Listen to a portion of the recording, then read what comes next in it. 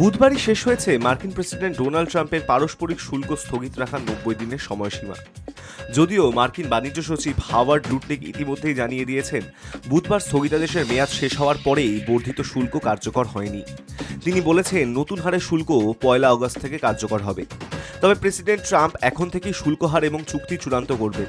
সেই প্রক্রিয়া মেনেই বিভিন্ন দেশে পর্যায়ক্রমে শুল্কের হার জানিয়ে চিঠি পাঠাচ্ছেন ট্রাম্প। এপ্রিলে তিনি সব দেশের পণ্যের ওপর ১০% শুল্ক বসানোর ঘোষণা করেছিলেন। নতুন ব্যবস্থায় তার পরিবর্তন হয়েছে। ট্রাম্পের নতুন ঘোষণায় শুল্ক কমেছে Kazakhstan, Laos, Myanmar, Tunisia, Serbia, Cambodia এবং বসনিয়ার।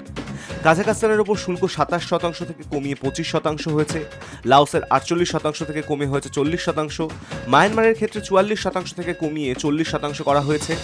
এই রকমইভাবে তিউনিসিয়ার ২৮% থেকে কমে হয়েছে ২৫%, সার্বিয়ার ৩৭% থেকে কমে ৩২%, কম্বোডিয়ায় ৪৯% থেকে কমে ৩৬% এবং বসনিয়ার ৩৫% থেকে কমে ৩০% হয়েছে।